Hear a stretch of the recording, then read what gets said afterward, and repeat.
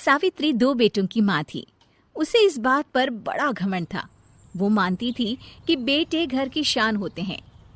ये ले सावित्री, मिठाई खा, मेरे यहाँ पोती पैदा हुई है।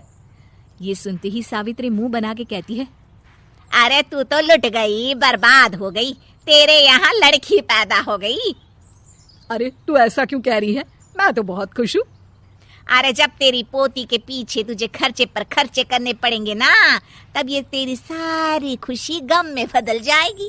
पहले लड़की की पढ़ाई लिखाई का खर्चा, फिर उसकी शादी का खर्चा। अरे आजकल की शादियाँ कितनी महंगी हो गई है। गहने बनाओ, लाखों रुपए पानी की तरह बह जाते हैं। लड़कियाँ तो सिर्फ खर्चा करवाने के लिए ही पैदा होती हैं।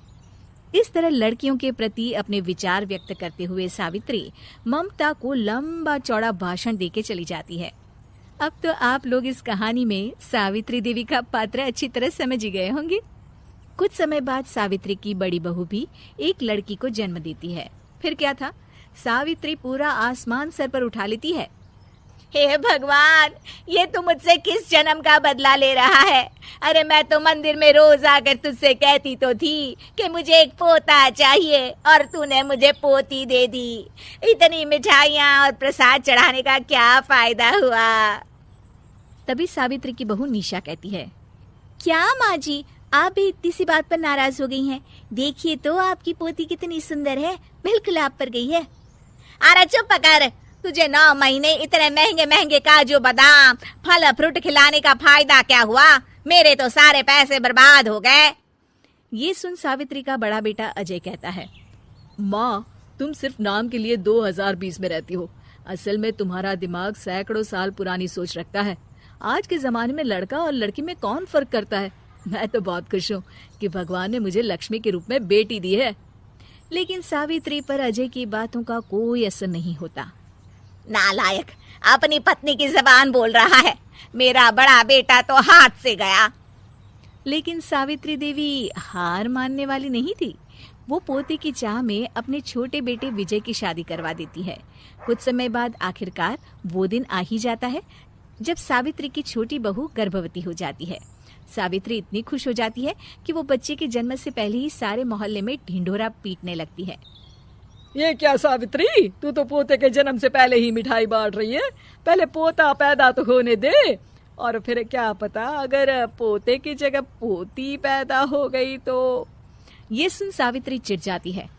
अरे अपनी काली जबान मत चला। मेरी मिठाई खा के मेरा ही बुरा सोच रही है। बड़ी आई, ला मेरी मिठाई वापस कर। देख लेना, इस बार मेरे यहाँ पोता पैदा होगा, पोता। लेकिन ठीक इसका उल्टा होता है। सावित्री की छोटी बहू भी एक लड़की को जन्म देती है। सावित्री फिर से रोना धोना शुरू कर देती है और अपनी छोटी बहू को कोसते हुए भला बुरा कहने लगती है। देखते ही देखते ये सावित्री की रोज की आदत हो जाती है। एक दिन उसकी इस आदत से परेशान होकर विजय अपने भाई अजय से कहता है, भैया, माँ खुद एक औरत होकर हमारी बेटियों को पसंद नहीं करती, उल्टा उन्हें रोज कोसती रहती है। मुझे माँ की यह आदत बिल्कुल पसंद नहीं आती। अरे तू ठीक कहता है, मैं भी अब माँ से तंग आ गया हूँ। अच्छा, तो अब तुम दोनों इस तरह पीठ पीछे मेरी बुराई भी करने लग गए हो? नहीं माँ, हम चाहते हैं कि घर में शांति बनी रहे। हमें हमारी बेटियाँ बहुत प्यारी है। मैं नहीं चाहता कि वह तुम्हारे ताने सुन सुन कर बड़ी हो, और इसीलिए हम दोनों ये घर छोड़कर चले जाएंगे। हाँ माँ, मैं भैया की बात से सहमत हूँ। जब तुम इस घर में अकेली रहोगी तब तुम्हें अपनों की कीमत का एहसास होगा। अपने दोनों बेटों के मुंह से अपनी माँ के लिए इतने कठोर शब्द सुन सावित्री भावुक और रुआंसी होकर कहती है, क्या सच में तुम दोनों मुझे इस घर में अकेली छोड़कर चले जाओगे? हाँ माँ।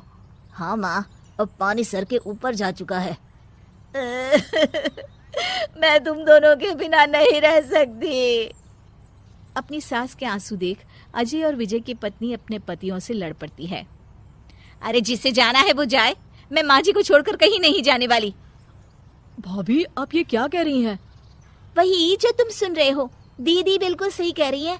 हम बेटियों के संस्कार हमें सिखाते हैं कि सास माँ समान नहीं बल्कि माँ ही होती है, और उस माँ की जिंदगी भर सेवा की जाती है। बेटे अपना फर्ज भूल सकते हैं, लेकिन बेटियां नहीं। आप दोनों शौक से जा सकते हैं। माँ जी, हम दोनों के रहते आपको किसी बात की फिक्र करने की जरूरत नहीं। फिर क्या था, सावित्री के ऊपर छाए बेटों के घमंड के बादल उसकी बेटी स्वरूप बहुओं के तेज के आगे आंसू के रूप में परिवर्तित होकर सावित्री की आंखों से बहने लगते हैं और वो उन दोनों को गले लगा लेती है।